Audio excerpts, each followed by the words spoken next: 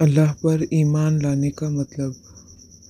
हज़रत मुआज़ बिन जबल रज़ियल्लाहु ताला अन्हु फरमाते हैं कि एक सफ़र में मैं आप सल्लल्लाहु अलैहि वसल्लम के पीछे सवारी पर बैठा हुआ था और मेरे और आप सल्लल्लाहु अलैहि वसल्लम के दरमियान कजावे का सिर्फ पिछला हिस्सा था। आप सल्लल्लाहु अलैहि वसल्लम ने फरमाया, ए मुआज़ बिन जबल। मैंने कहा, हुजूर, गुलाम हाजिर है, फरमाइए। आपने सुकूत इख्तियार किया।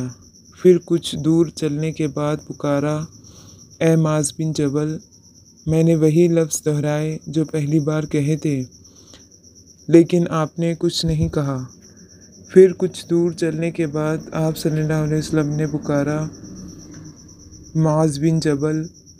मैंने तीसरी बार भी वही पहला जुमला कहा, यानी हुजूर, गुलाम हाजिर है, इरशाद फरमाइए। तब आपने फरमाया, तुम जानते हो अल्लाह का हक़ बंदों पर क्या है? मैंने कहा, अल्लाह व रसूल ही बेहतर इल्म रखते हैं। आपने फरमाया, अल्लाह का हक़ बंदों पर यह है कि वो उसी की बंदगी करे और बंदगी में किसी गैर को ज़रा भी साझी ना बनाए। फिर आप सल्लल्लाहु अलैहि वसल्लम ने थोड़ी दूर चलने के बाद फरमाया, ए मुआज़। मैंने कहा, इरशाद हो, ये गुलाम आपकी बात गौर से सुनेगा और वफ़ादाराना आपकी इताअत करेगा। आपने फरमाया, क्या तुम जानते हो कि बंदों का अल्लाह पर क्या हक़ है? मैंने कहा, अल्लाह व रसूल ही खूब वाकिफ़ है। आपने फरमाया कि अल्लाह की बंदगी करने वाले बंदों का अल्लाह पर यह हक़ है कि वो उन्हें अज़ाब ना दे। बुखारी व मुस्लिम। हज़रत मुआज़ रज़ियल्लाहु ताला अन्हु के बयान का खुलासा ये है कि मैं बिल्कुल आपके करीब बैठा हुआ था। सुनने और सुनाने में कोई दिक्कत ना थी। आप सल्लल्लाहु अलैहि वसल्लम के इरशाद को बड़ी आसानी से सुन सकता था, लेकिन जो बात आप फरमाना चाहते थे बड़ी अहम थी, इसलिए आपने 3 बार पुकारा और कुछ इरशाद नहीं फरमाया। ये इसलिए किया ताकि मुझ पर इस बात की अहमियत अच्छी तरह वाज़ेह हो जाए और मैं खूब कान लगाकर बात सुनूं। हुजूर सल्लल्लाहु अलैहि वसल्लम के इरशाद से तौहीद की अहमियत मालूम हुई कि ये जहन्नम के अज़ाब से बचाने वाली है। जो चीज़ खुदा के गज़ब से बचाने वाली हो और जन्नत का हकदार बनाने वाली हो, इससे ज़्यादा कीमती चीज़ बंदे की निगाह में और क्या होंगी। हुजूर सल्लल्लाहु अलैहि वसल्लम ने कबीला अब्दुल कैस की नुमाइंदगी करने वाले लोगों से पूछा, जानते हो अल्लाह वाहिद पर ईमान लाने का क्या मतलब है? उन्होंने कहा, अल्लाह और उसका रसूल ही बेहतर इल्म रखते हैं। आपने फरमाया, ईमान ये है कि आदमी इस हकीकत की गवाही दे कि अल्लाह के सिवा कोई माबूद नहीं और मोहम्मद सल्लल्लाहु अलैहि वसल्लम अल्लाह के रसूल हैं, और नमाज ठीक तरीके पर अदा करे और ज़कात दे और रमज़ान के रोज़े रखे। हज़रत अनस रज़ियल्लाहु ताला अन्हु फरमाते हैं कि नबी सल्लल्लाहु अलैहि वसल्लम ने जब भी खुतबा दिया, उसमें यह ज़रूर फरमाया कि जिसके अंदर अमानत नहीं, उसके अंदर ईमान नहीं, और जिसको ओहद का पास नहीं, उसके पास दीन नहीं। हुज़ूर सल्लल्लाहु अलैहि वसल्लम के इस इरशाद का मतलब ये है कि जो शख्स अल्लाह के हुकूक और बंदों के हुकूक, जिनकी पूरी फहरिस्त अल्लाह की किताब में है, अदा नहीं करता, वो ईमान की पुख्तगी से महरूम है। और जो शख्स किसी बात को निभाने का कौल वो करार दे, फिर उसे ना निभाए, इस ओहद को पूरा ना करे, वो दीनदारी की नेमत से महरूम है। जिसके दिल में ईमान की जड़ें मजबूत जमी होती है, वो तमाम हुकूक की अदायगी में अमीन होता है, किसी हक़ की अदायगी में वो ख़यानत नहीं करता। इसी तरह जिस आदमी के अंदर दीनदारी होगी, वो ओहद को मरते दम तक निभाएगा। याद रहे कि सबसे बड़ा हक़ अल्लाह का है, उसके रसूल का है, उसकी भेजी हुई किताब का है, और सबसे बड़ा अहद वो है जो आदमी अपने खुदा से और उसके भेजे हुए नबी से और नबी के लाए हुए दीन से करता है। हज़रत उमर बिन अब्सा रज़ियल्लाहु ताला अन्हु फरमाते हैं कि मैंने नबी सल्लल्लाहु अलैहि वसल्लम से पूछा कि ईमान क्या है? آپ نے فرمایا ایمان نام ہے صبر اور سماحت کا، یعنی ایمان یہ ہے کہ آدمی خدا کی راہ میں اپنے لیے پسند کرے اور اس راہ میں جو مصیبت پیش آئے اس کو برداشت کرے اور خدا کے سہارے آگے بڑھتا جائے، یہ صبر ہے۔ نیز آدمی اپنی کمائی خدا کے محتاج و بے سہارا بندوں پر خدا کی خوشنودی حاصل کرنے کے لیے خرچ کرے اور خرچ کر کے خوشی محسوس کرے، یہ سماحت ہے۔ نیز یہ لفظ نرم خوئی اور اعلیٰ ظرفی کے معنی میں بھی آتا ہے۔ حضور صلی اللہ علیہ وسلم نے ارشاد فرمایا، جس نے اللہ کے لیے دوستی کی اور اللہ کے لیے دشمنی کی اور اللہ کے لیے دیا اور اللہ کے لیے روک رکھا، اس نے اپنے ایمان کو مکمل کیا۔ مطلب یہ ہے کہ آدمی اپنی تربیت کرتے کرتے اس حالت کو پہنچ جاتا ہے کہ وہ جس سے جڑتا ہے اور جس سے کٹتا ہے، خدا کی خوشنودی حاصل کرنے کے لیے اس سے جڑتا ہے اور اس سے کٹتا ہے۔ دین کی خاطر کسی سے محبت کرتا ہے اور کسی سے نفرت۔ اس کی محبت اور نفرت اپنی کسی ذاتی غرض اور دنیاوی مفاد کے لیے نہیں ہوتی، بلکہ صرف خدا اور اس کے دین کی خاطر ہوتی ہے۔ جب آدمی کی یہ حالت ہو جائے تب سمجھو کہ اس کا ایمان مکمل ہوا۔ قال رسول اللہ صلی اللہ علیہ وسلم ذاق طعم الایمان من رضی باللہ ربا وبالاسلام دینا وبمحمد رسولا۔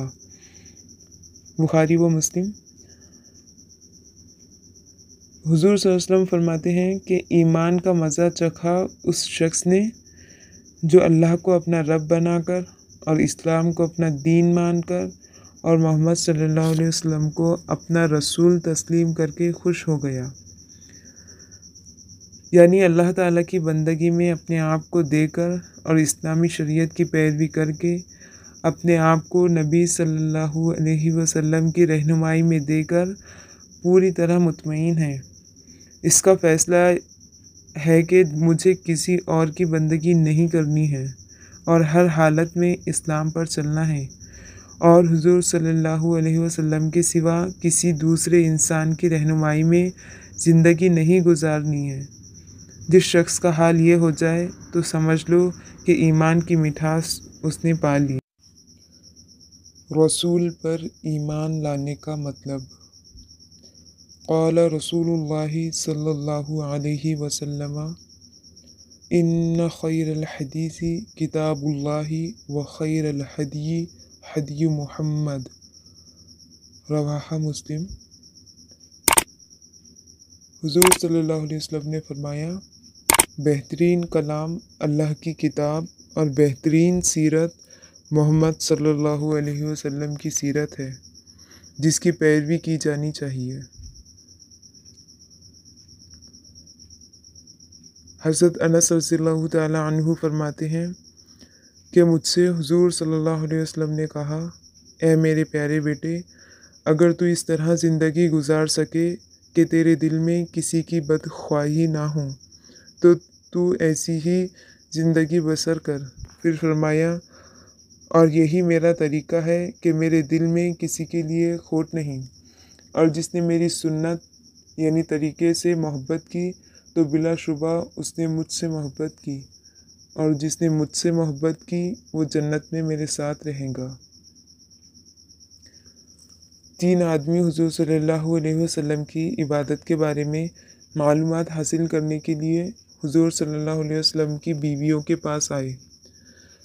جب انہیں بتایا گیا تو انہوں نے آپ صلی اللہ علیہ وسلم کی عبادت کی مقدار کو کم تصور کیا۔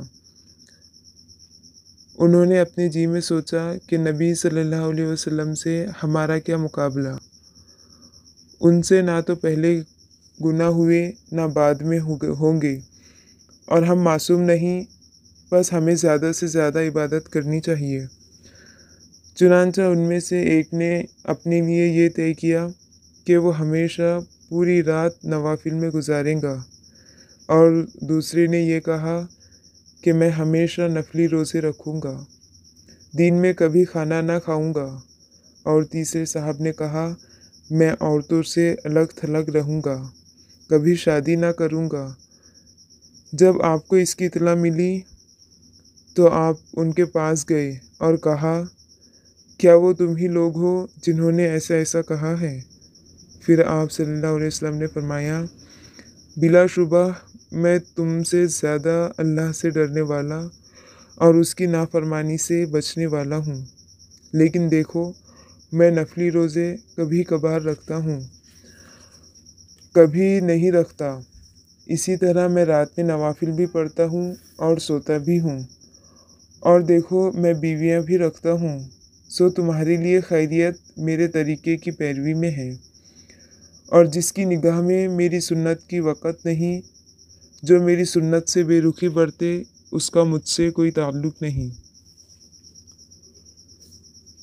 حضور صلی اللہ علیہ وسلم نے ایک کام کو کرنے سے لوگوں کو روک دیا تھا، پھر آپ صلی اللہ علیہ وسلم نے وہ کام کیا تاکہ لوگوں کو معلوم ہو جائے کہ اب آپ صلی اللہ علیہ وسلم اس کے کرنے کی اجازت دے رہے ہیں۔ اس پر بھی کچھ لوگ وہ کام کرنے کے لیے تیار نہ ہوئے۔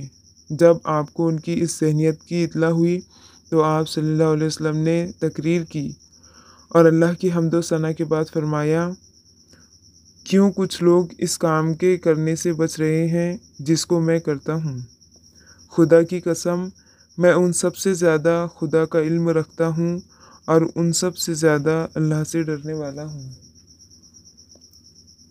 حضرت جابر رضی اللہ تعالیٰ عنہ فرماتے ہیں کہ نبی صلی اللہ علیہ وسلم کے پاس حضرت عمر رضی اللہ تعالیٰ عنہ آئے اور کہا کہ ہم کو یہودیوں کی کچھ باتیں اچھی معلوم ہوتی ہیں، تو آپ صلی اللہ علیہ وسلم کی کیا رائے ہے؟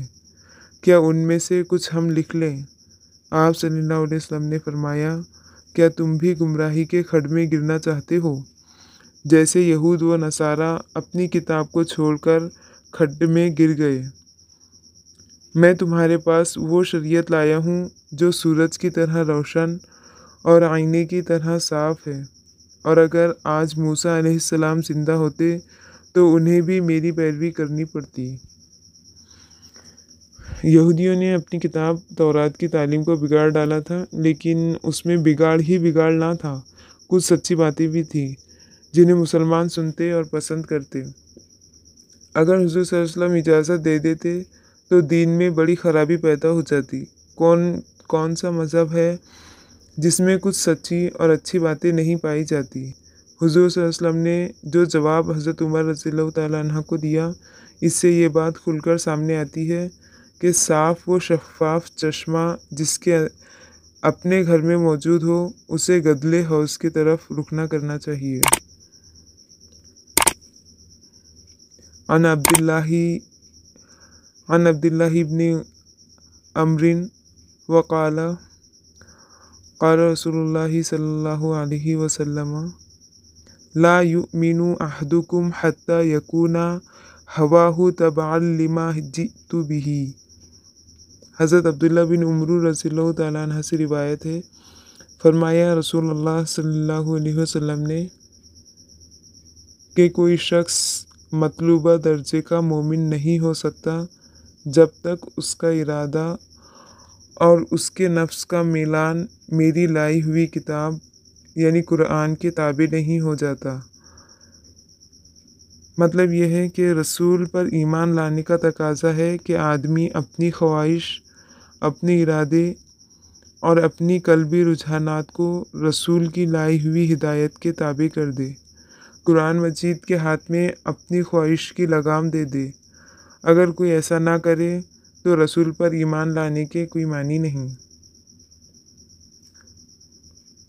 قال رسول اللہ صلی اللہ علیہ وسلم لا یؤمن احدکم حتی اکون احب الیہ من ولدہ وولدہ والناس اجمعین، رواہ بخاری و مسلم۔ رسول اللہ صلی اللہ علیہ وسلم نے ارشاد فرمایا کہ تم میں سے کوئی شخص مطلوبہ درجے کا مومن نہیں ہو سکتا جب تک کہ میں اس کی نگاہ میں اس کے باپ، اس کے بیٹے اور سارے انسانوں سے زیادہ محبوب نہ ہو جاؤں۔ حضور صلی اللہ علیہ وسلم کے اس ارشاد کا مطلب یہ ہے کہ آدمی مومن تبھی بنتا ہے جب رسول اور ان کے لائے ہوئے دین کی محبت تمام محبتوں پر غالب آ جائے۔ بیٹے کی محبت کسی اور راستے پر چلنے کو کہتی ہے، باپ کی محبت کسی اور راستے پر چلانا چاہتی ہے، اور حضور صلی اللہ علیہ وسلم کسی دوسرے راستے پر چلنے کا مطالبہ کرتے ہیں۔ تو جب آدمی ساری محبتوں اور ان کے تقاضوں کو ٹھکرا کر صرف حضور صلی اللہ علیہ وسلم کے بتائے ہوئے راستے پر چلنے کو تیار ہو جائے تو سمجھ لیجئے کہ وہ پکا مومن ہے، محب رسول ہے۔ ایسا ہی آدمی اسلام کو درکار ہے، اور ایسے ہی لوگ دنیا کی تاریخ بناتے ہیں۔ کچا ایمان بیوی بچوں اور باپ اور بھائی کی محبتوں پر کینچی کہاں چلا سکتا ہے؟ عبد الرحمن بن ابی قرار رضی اللہ تعالیٰ عنہ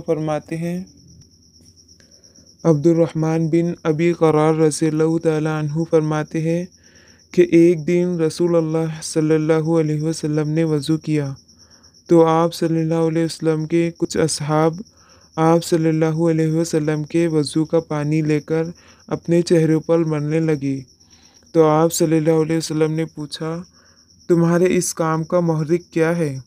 لوگوں نے کہا، اللہ اور اس کے رسول کی محبت۔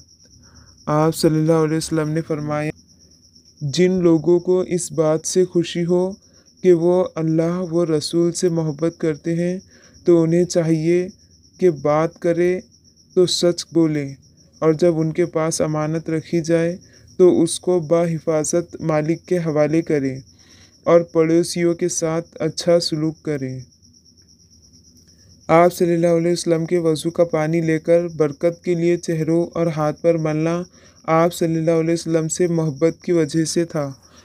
یہ کام کوئی برا نہیں تھا جس پر حضور صلی اللہ علیہ وسلم انہیں ڈانٹتے، البتہ آپ صلی اللہ علیہ وسلم نے انہیں بتایا کہ محبت کا اونچا مقام یہ ہے کہ اللہ اور رسول نے جو احکام دیے ہیں ان پر عمل کیا جائے۔ آپ صلی اللہ علیہ وسلم جو دین لائے ہیں اسے اپنی زندگی کا دین بنایا جائے۔ رسول کی پیروی رسول کی محبت کا سب سے اونچا مقام ہے، بشرط یہ کہ وہ رسول صلی اللہ علیہ وسلم سے قلبی لگاؤ کے ساتھ کی جائے۔ حضرت عبداللہ فرماتے ہیں کہ ایک شخص حضور صلی اللہ علیہ وسلم کے پاس آیا اور اس نے حضور صلی اللہ علیہ وسلم سے کہا، میں آپ سے محبت کرتا ہوں۔ آپ نے فرمایا، جو تم کہتے ہو اس پر غور کر لو۔ اس نے 3 بار کہا، بخدا میں آپ سے محبت کرتا ہوں۔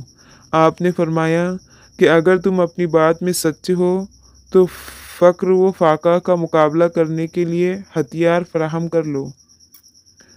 جو لوگ مجھ سے محبت کرتے ہیں ان کی طرف فقر و فاقہ سیلاب سے زیادہ تیز رفتاری کے ساتھ بڑھتے ہیں۔ کسی سے محبت کرنے اور اسے محبوب بنانے کا کیا مطلب ہوتا ہے؟ یہی کہ اس کی پسند کو اپنی پسند اور اس کی ناپسندگی کو اپنی ناپسندگی بنا دیا جائے۔ محبوب جس راستے پر چلتا ہے اس راستے کو اپنی زندگی کا راستہ بنا دیا جائے۔ اس کی قربت و صحبت اور اس کی خوشنودی کی خاطر ہر چیز قربان کی جائے اور قربان کرنے کے لیے تیار رہا جائے۔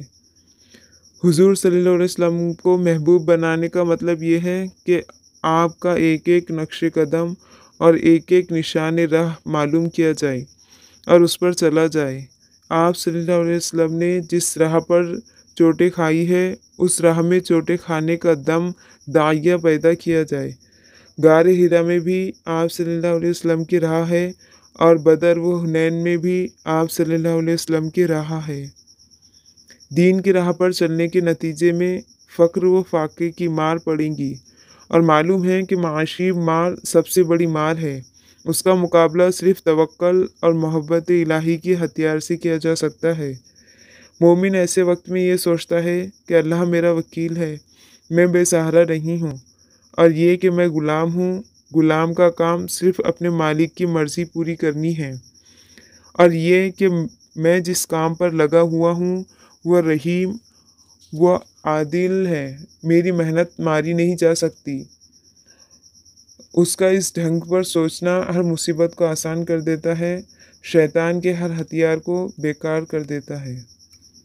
اللہ تعالی ہمیں حضور صلی اللہ علیہ وسلم کی سنتوں پر عمل کرنے کی توفیق دے، آمین۔ قرآن مجید پر ایمان لانے کا مطلب۔ قال ابن عباس رضی اللہ تعالی عنہ من اقتدى بکتاب اللہ لا يذل في الدنيا ولا يشقى في الآخرة ثم تلا هذه الآية فمن اتبع هدايا فلا يذل ولا يشقى رواہ مشکات۔ حضرت عبداللہ بن عباس رضی اللہ تعالی عنہ نے فرمایا، جو شخص اللہ کی کتاب کی پیروی کرے گا وہ نہ تو دنیا میں بے راہ ہوگا اور نہ آخرت میں، اس کے حصے میں محرومی آئیں گی۔ پھر انہوں نے یہ آیت پڑھی، فَمَن تَبِعَ هُدَايَ فَلَا يَضِلُّ وَلَا يَشْقَى، یعنی جو شخص میرے ہدایت نامے کی پیروی کرے گا وہ نہ تو دنیا میں بھٹکے گا اور نہ آخرت میں بدبختی سے دوچار ہوگا۔ قال رسول اللہ صلی اللہ علیہ وسلم نزل القرآن على 5 أوجه حلال وحرام ومحكم ومتشابه وأمثال فأحلوا الحلال وحرموا الحرام واعملوا بالمحكم وآمنوا بالمتشابه واعتبروا بالأمثال۔ حضور صلی اللہ علیہ وسلم نے ارشاد فرمایا، قرآن مجید میں 5 چیزیں ہیں، حلال، حرام، محکم، متشابہ اور امثال۔ بس حلال کو حلال سمجھو، حرام کو حرام قرار دو، محکم یعنی قرآن کا وہ حصہ جس میں عقیدہ اور قانون وغیرہ کی تعلیم دی گئی ہے اس پر عمل کرو، اور متشابہ یعنی قرآن کا وہ حصہ جس میں غیب کی باتیں بیان ہوئی ہیں جیسے جنت، دوزخ، عرش، کرسی وغیرہ پر ایمان رکھو اور اس کی قرید میں مت پڑو، اور امثال یعنی قوموں کی تباہی کے عبرتناک قصے سے عبرت حاصل کرو۔ قال رسول اللہ صلی اللہ علیہ وسلم ان اللہ فرض فرائض فلا تضيعوها وحرم حرمات فلا تنتهكوها وحد حدودا فلا تعتدوها وسكت عن أشياء من غير نسيان فلا تبحثوا عنها۔ نبی صلی اللہ علیہ وسلم نے ارشاد فرمایا کہ اللہ نے کچھ فرائض مقرر کیے ہیں، انہیں برباد نہ کرنا، اور کچھ چیزوں کو حرام کیا ہے ان کا ارتکاب نہ کرنا، اور کچھ حد بندیاں کی ہیں انہیں پھلانگ کر آگے نہ بڑھنا، اور کچھ چیزوں سے اس نے بلا بھولے خاموشی اختیار کی ہے، تم ان کی قرید میں نہ پڑنا۔ حضرت زیاد بن لبید رضی اللہ تعالیٰ عنہ فرماتے ہیں کہ نبی صلی اللہ علیہ وسلم نے ایک خوفناک چیز کا ذکر کیا اور پھر فرمایا کہ ایسا اس وقت ہوگا جب کہ دین کا علم مٹ جائے گا۔ تو میں نے کہا، اے اللہ کے رسول، علم کیوں کر مٹ جائے گا جب کہ ہم قرآن پڑھ رہے ہیں اور اپنی اولاد کو پڑھا رہے ہیں، اور ہمارے بیٹے اپنی اولاد کو پڑھاتے رہیں گے۔ حضور صلی اللہ علیہ وسلم نے فرمایا، خوب اے زیاد، میں تمہیں مدینے کا انتہائی سمجھدار آدمی سمجھتا تھا۔ کیا تم نہیں دیکھتے کہ یہود و نصارہ تورات اور انجیل کی کتنی تلاوت کرتے ہیں پر ان کی تعلیمات پر کچھ بھی عمل نہیں کرتے؟ اللہ تعالی ہمیں قرآن مجید کی حرام کردہ چیزوں پر